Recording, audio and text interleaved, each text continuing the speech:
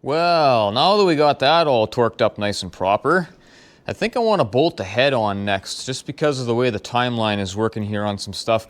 I like to torque the head up and then let it sit overnight and then retorque it the next day if I can. And the way time is working here, I think that's going to be what I'm going to do next. But before I do that, I want to check my piston protrusion on this engine. And piston protrusion is more important on some engines than other engines. And what that refers to is how high the piston comes up past the cylinder deck. All right, I've talked about this before, I'll talk about it again. This engine, there is no spec for piston protrusion because on this engine it doesn't really matter. There are no valve reliefs in these pistons, which is an indicator that you got lots of room between your valves and the piston. And that's typically what you're concerned about with piston protrusion, is the clearance between your valve and your piston. Protrusion measurements determine how thick your head gasket is. Obviously, the thicker the head gasket, the higher the head sits on the block, which means the farther away your valves are from your piston. Conversely, the thinner the gasket, the lower your head sits. And why that's important is because that determines the distance between your valve and piston. Now, if you have an engine that requires different sizes of head gaskets or whatever, they're going to give you specs. They're going to give you a chart that says if you're in this range of protrusion, you need this gasket. If you're in this range of protrusion, you need that gasket. And that's basically the formula that they're using to set up the right clearance, because if it's too close, you're going to have piston to valve contact. And if it's too far away, you're going to have lower compression than what you should. It'll be harder starting, it won't run as nice, all that kind of stuff. So there's a window that you got to be in. On this engine, there is no protrusion spec. But I'm still going to check it anyway, because the other thing that protrusion can tell you is if you do a protrusion on every cylinder and you compare them across the board, that'll tell you if you have a bent rod or something like that. Now, to be fair, normally if you have actually have a bent rod, when you're turning the engine over, you can tell because you'll notice one piston is not quite coming up as high as the rest of them. But either way, I have my Excel sheet that I put everything in. I call it my build sheet. I like to have all those measurements in there for later if anything ever goes wrong. And it only takes about 15 minutes to do protrusion checks, so I'm just going to go ahead and do that. So those of you that are regular watchers with a keen eye, you'll remember this block from when I made that piston protrusion video for my friend in the Philippines. I'm not in the Philippines, so I can't stand there and show how to do this procedure on the engine that he's rebuilding, but I could make a video and send it. But anyway, I did the demonstration and I put that video out for him, and you guys can watch it too. But now I want to do the protrusion on this specific engine. I want to do them all, and I'm just going to kind of quickly run through that same procedure again for those who may not have seen that. So this is a deck bridge, and this is the right kind of tool for using to check your piston protrusion. So we want to see how high the piston comes out of the deck. So the first thing obviously we have to do is get the piston right to the top. Now to do that, you don't have to zero your dial indicator, you don't have to do any of that stuff. All you have to do is get the thing set on top of the piston where you've got some travel. If I lift this up, see how I've got travel going down and I've got travel going up, so we're in the middle of the movement where it can move up and down. Now what I did is I just stuck a couple of bolts in here. So now I can take my pry bar and I can move this engine, and if you watch the dial indicator, it's exactly telling you if we're going up or down or what, right? So we want to go as high as we can. Now, one thing about the piston rod and crank relationship,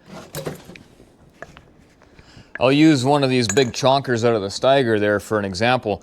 So when the crankshaft is pushing the piston up, your rod is at an angle and it comes up and then it swings over and then it starts coming back down, and it swings over and then it goes back up and it swings over and it comes back down. So there is a point right at the top of the stroke where the rod is swinging over and changing directions and the piston is not moving. So right in this area you can move the engine back and forth a little bit and the piston does not move up or down. That's what we're looking for. So you got your dial indicator set on top of your piston, and you're just going to bump this thing. See, right now we're going down, piston's going down, so we got to move this the other way then. We want it to be right at the top. So same thing, I'm just going to bump it with my hand until the needle stops moving. Right there, it stopped moving. Now if I give this one more bump, see how it dropped just a tiny bit? And if I bump this back, didn't move, didn't move, didn't move, and now it's moving. So that's that little tiny bit. You have to kind of feel it by hand, but that's that tiny little bit there where now the piston's right at the top. I moved it a bit, but the dial indicator didn't move. Right now that rod is swinging, so we're right where we want to be. That is the very top of our stroke. That's as high as that piston is going to go out of the block.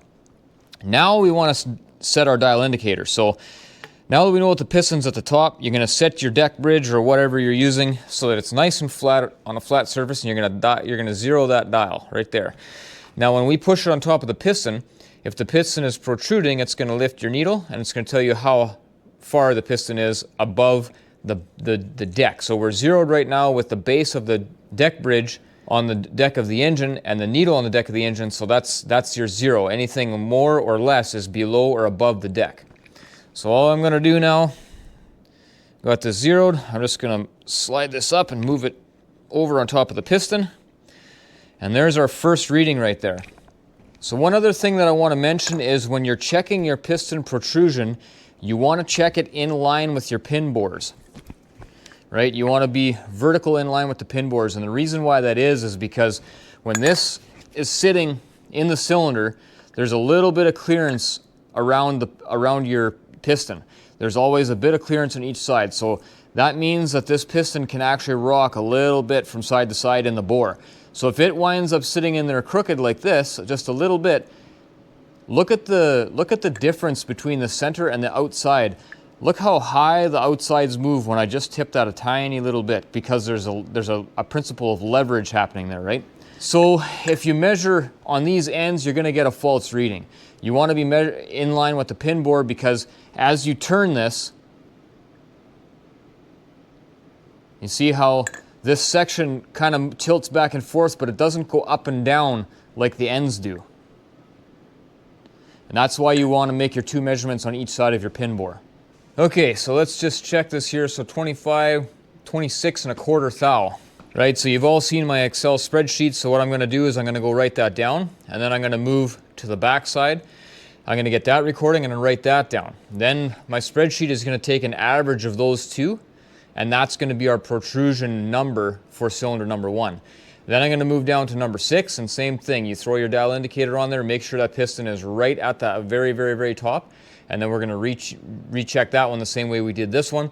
Write those numbers down, and we're just going to go through the whole engine like that.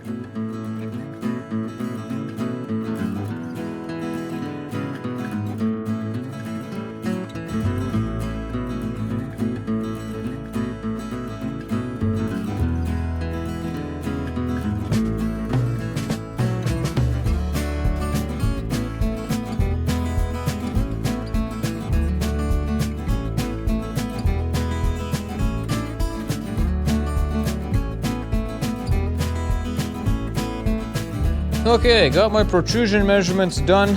My overall spread is 1.75 thou, which is pretty good. That's pretty tight. It's about the thickness of 2 sheets of paper, so that's not bad. I'm happy with that. I'll just pop up a chart here so you can see what I'm talking about.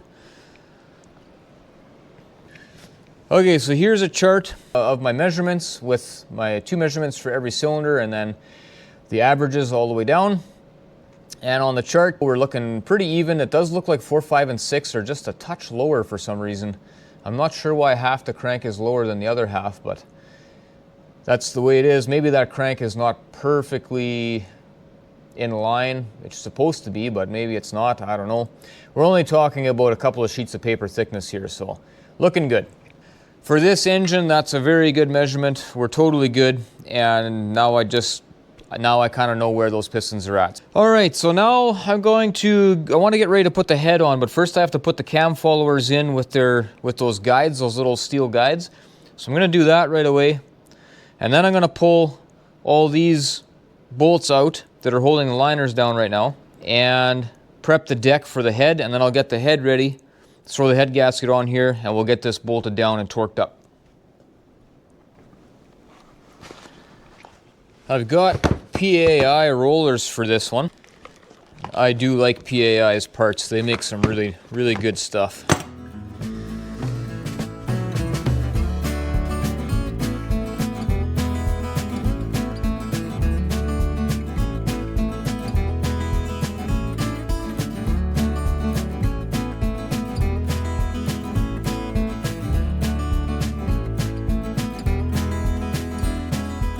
Okay, I got all my lifters laid out there with the guides that hold them. So now what I'm going to do is I'm just going to oil each one of them up and then drop them down into place into their bores. And that's what it looks like down inside there where they're going down. You can kind of see the cam lobes down in the bottom of those holes. And that is what those rollers are going to ride on. So I'm going to hold those in place with my fingers just like that. Get some oil on there. And in those rollers, just smear that around. And on the other side of the rollers, like that. Okay, now, kind of thinking I'm going to take my magnet.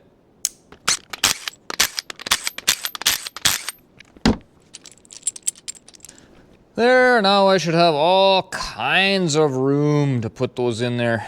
You know what I should do actually is just put a little bit down in here for the lifter, or for the push rods. That'll be easier to do that now than later, I guess. That's a tight fit. There we go. Wiggle, wiggle. One of them's down in there, but this other one doesn't want to go. Oh, I'm not lined up, that's why. Wow, that's a tight fit to get those in there. I think it's going to be just as easy to do that without the magnets. Well, now that I got it figured out, now it goes easy.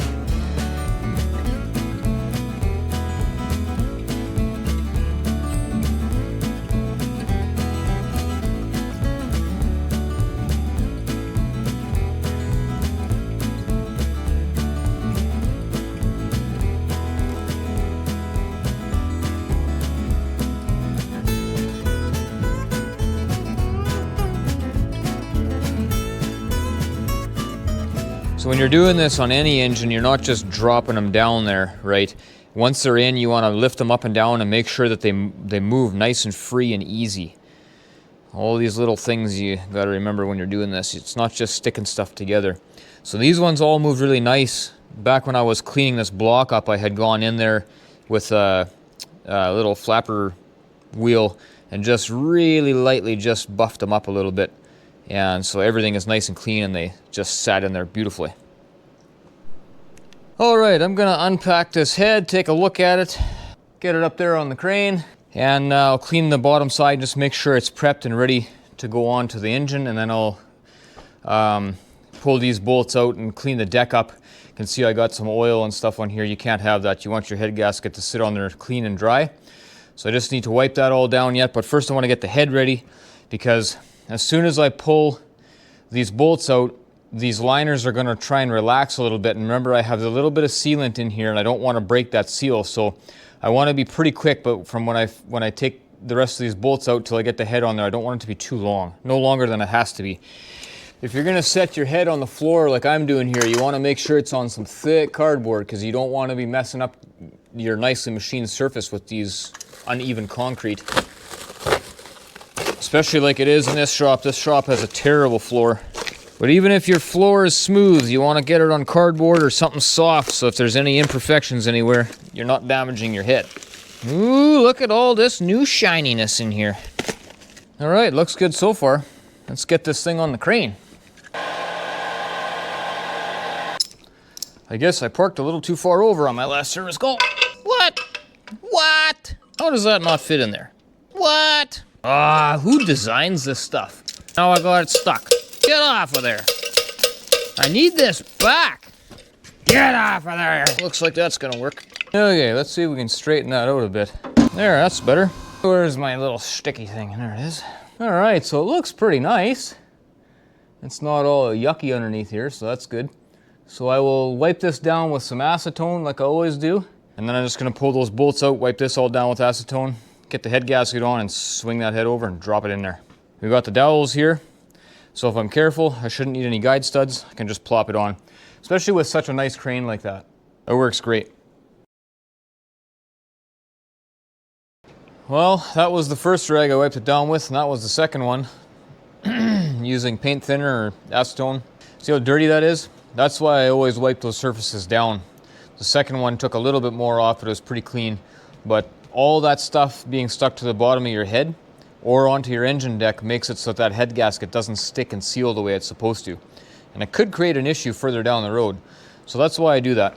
And we'll come back over here to my bolt mess from last time, because we got new head bolts.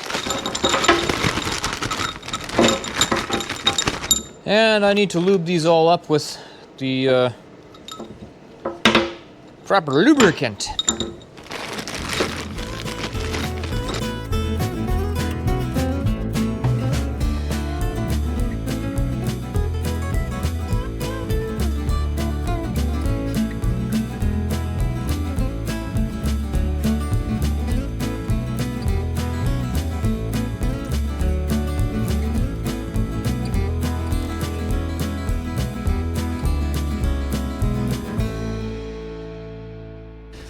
There, all you guys that like the time lapses, I hope you enjoyed that nice long time lapse of me lubing bolts. It's not a glorious job, but it is part of the job. It kind of reminds me of back when I was working for John Deere. I was working at one dealer. They sent me to another dealer to do combine inspections, and I did a bunch of inspections, and then they took one of the young guys and teamed him up with me.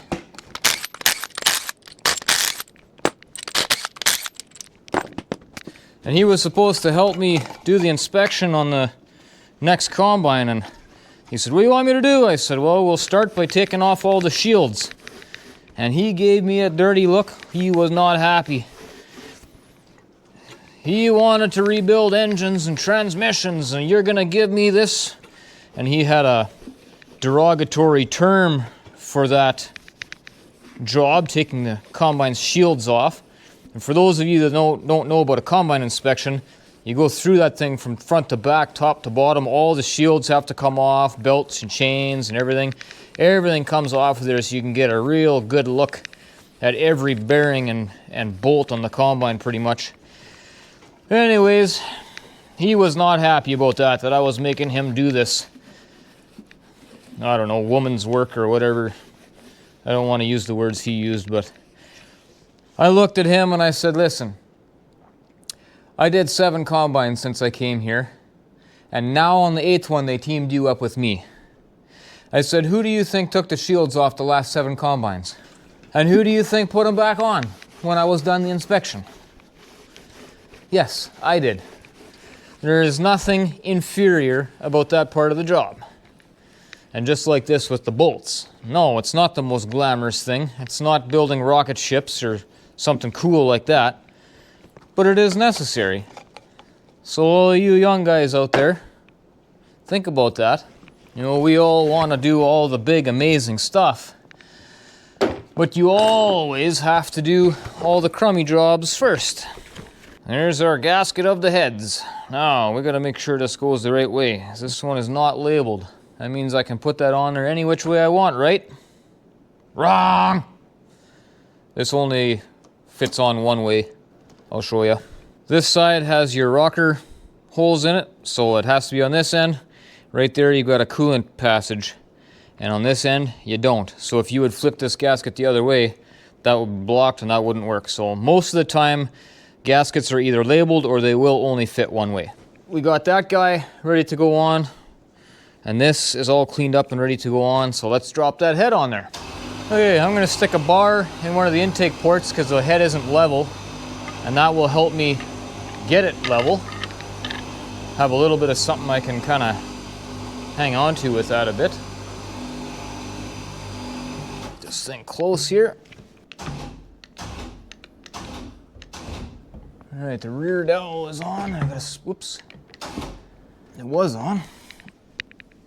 Hey, the rear dowel is in place. Now what about that front one? Doesn't seem to quite want to sit where I want it to yet. It's going to take a bit of pressure off of there. Can't see where the dowel is. Well, it's right there. Why doesn't that go on then? There we go. Well, that didn't go as smooth as it sometimes does, but it worked. It's kind of nice on this engine, all the bolts are the same length. So you don't have to figure out where all your different length of bolts go. Just drop them in there.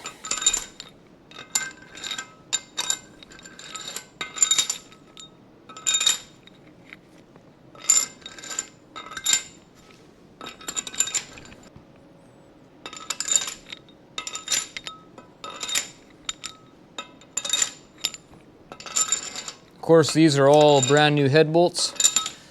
Don't want to be reusing those in most cases. Some of the older stuff you can. Okay, let's get these guys snug down and then I'll look up the torque spec because I don't remember what it is.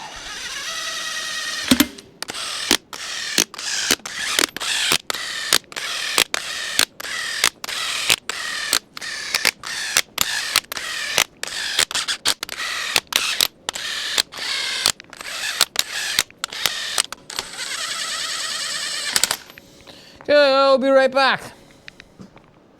All right, I'm not gonna lie, this one's a little weird.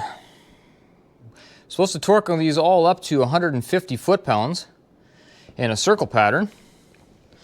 And then we have to torque them to 150 foot-pounds again in a line pattern. We're supposed to line torque them. And then we're supposed to torque them to 90 degrees in the circle pattern. No, in the line pattern. And then we're supposed to go another 30 degrees in the line pattern. So that's kind of a weird way of doing things. So normally I would do this all in small steps and then do the final torques from there. I might do that yet, we'll see. But I think what I'm going to start with is I'm going to torque them all to 40 foot-pounds and maybe then 60 and then maybe then 80 and just go on up until 150. All right, let's do that. There's 40.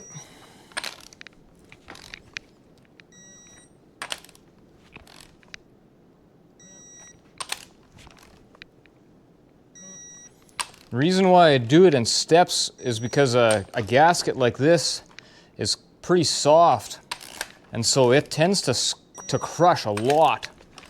So I just believe that if I do this in smaller increments, I'm going to get a better crush on a gasket that moves that much.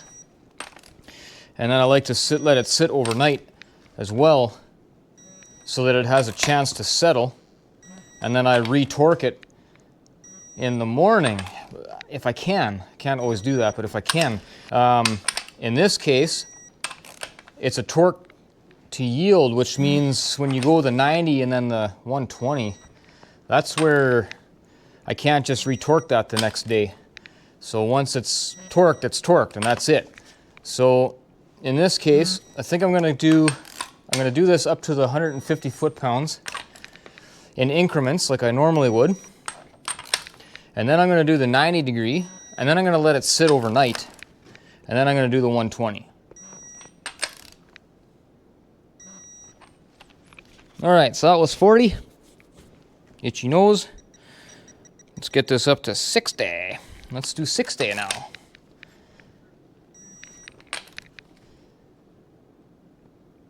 Oh, it just feels so nice. These bolts just turn so smooth and nice and easy with that nice lube on there like that.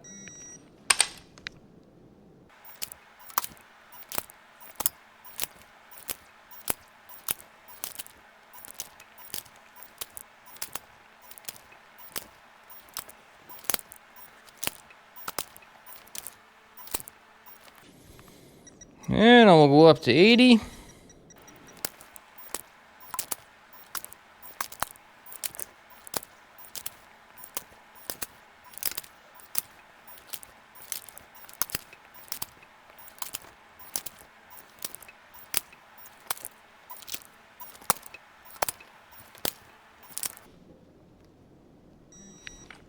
Man, I just loved feeling the consistency in there, how every bolt turns exactly the same amount.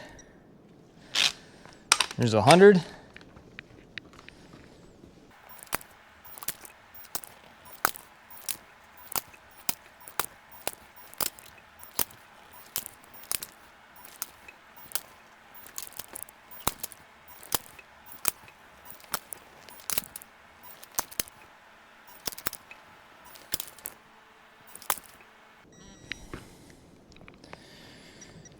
Okay, now we're going to go 120.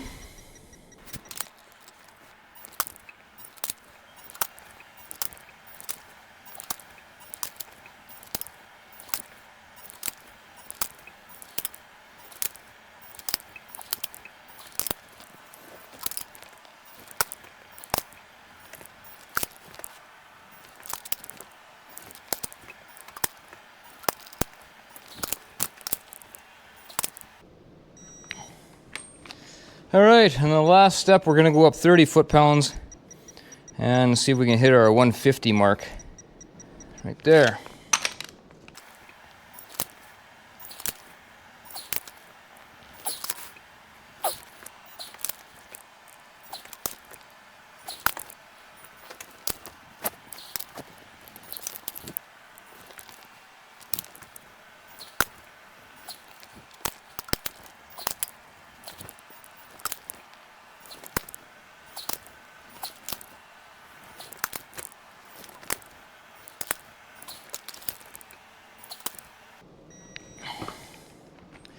Okay, now I gotta do the line torque.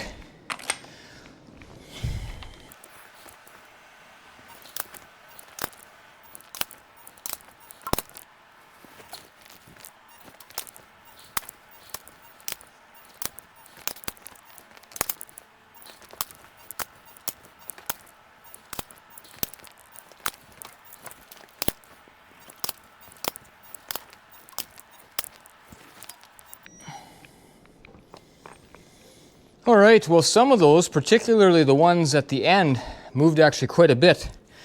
So I think what I'm gonna do, guys, I'm gonna call it quits for today. I'm gonna leave these torqued at 150 foot-pounds overnight, let that gasket settle. Tomorrow morning I'll be back. I'm going to re-torque them to 150 foot-pounds, and then I'll do the 90 and the 120. And then we should have a head gasket that is really, really settled in there as good as we can do it. See you tomorrow.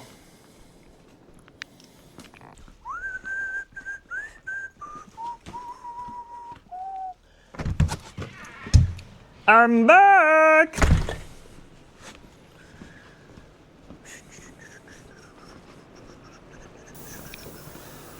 Okay, let's see what kind of trouble we can get into today. Oh, the motor's still here, so that's good. The head's still on. All right, so yesterday we torqued that head down in 20 foot-pound increments all the way to 150, and then we line torqued it, which is by the book what they want you to do, and then we let it sit overnight. So today is the next day. I'm going to grab my torque wrench. I'm going to re-torque this in a line sequence to 150 foot-pounds again, and then we're going to give them all 90, and then we're going to give them all 30. Sound good? All right, let's do it. What do we got here? Still on 150? 150. All right, I'm gonna do a line torque. That's what they want us to do. The second torque sequence is a line torque. I'm not sure why they want to do that, but that's what they want. So we'll do it. Well, that one didn't move. There, and then you can have a look and you can see if any of these move too. That one moved a tiny bit.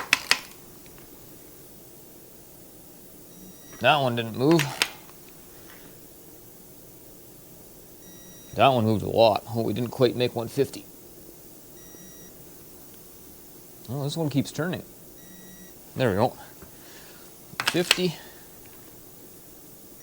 That one didn't move. That one didn't move. That one didn't move. Just kind of... No, they seem to be good.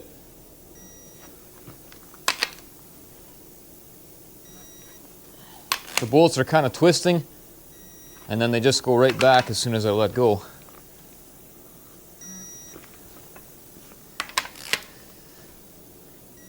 Oh, that one moved a bit.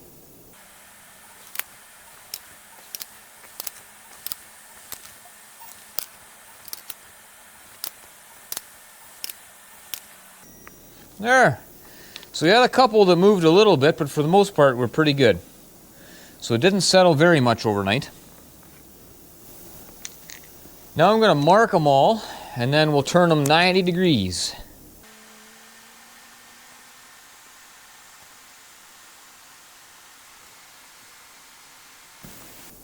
Okay, so I have not used this big torque wrench for doing the 90 degrees yet. I've only done regular torques with it, so we'll see how that's going to work today. The reason why I'm going to use the big one is because we're already at 150 foot-pounds. By the time we turn it 90 degrees and another 30, we're going to be getting pretty high on the torque. and that other torque wrench maxes out at 250, and I'm thinking we're going to probably be past that. So I just want to make sure that I got a long handle to pull on so I can do this nice and even, and so I don't max out my torque wrench in the middle of it.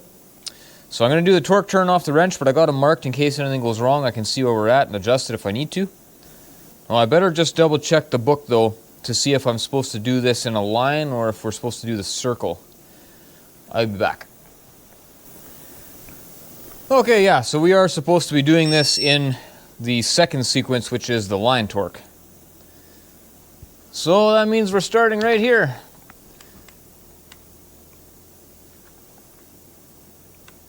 So if I start with this wrench there, by the time I end, I should be 90 degrees here.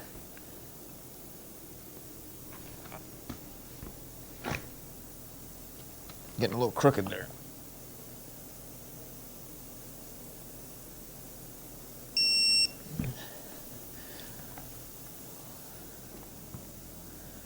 It looks to me like we didn't go far enough, but this thing said it was 93 degrees already, so something funny happened there. Let's try the next one.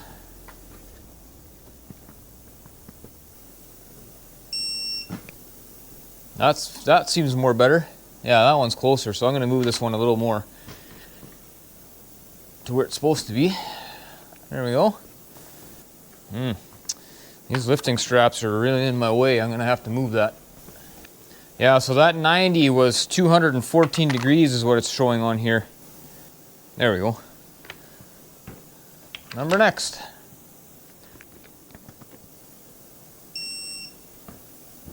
(92), 207 foot-pounds. I said degrees before. I meant 214 foot-pounds. That one was 207.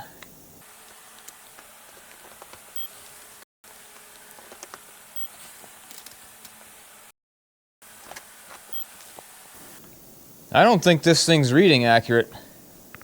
Supposed to be turning them 90 degrees. But that don't look like 90 degrees to me. We're a little shy.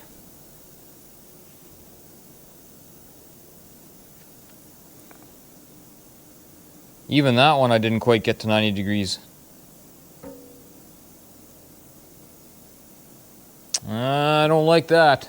This torque wrench is a little bit too expensive for that kind of performance.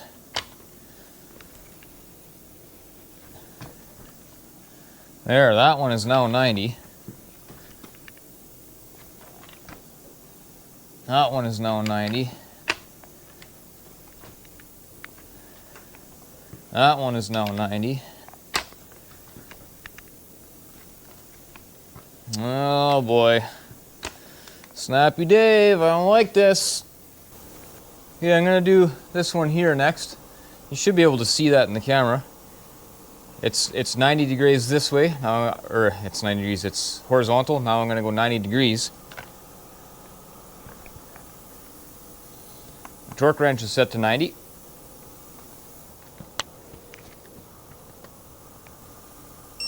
Okay, you heard it beep.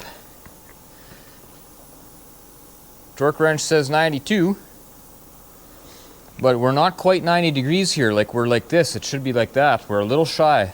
Let's do this one here, same thing.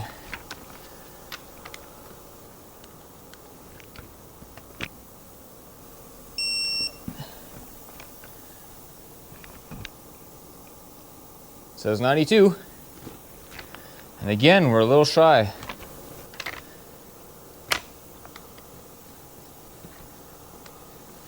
It's saying I'm going a little over 90 degrees. It's definitely not even hitting 90 degrees.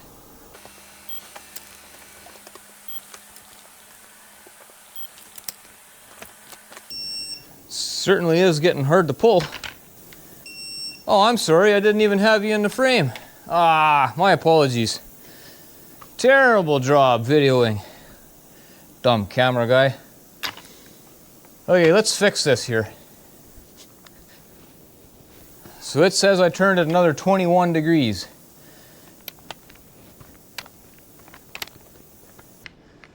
Well, those all look like they're 90 to me now.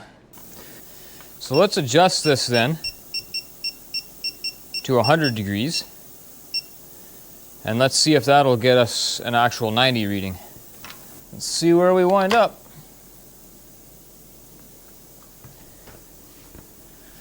Okay, here we go.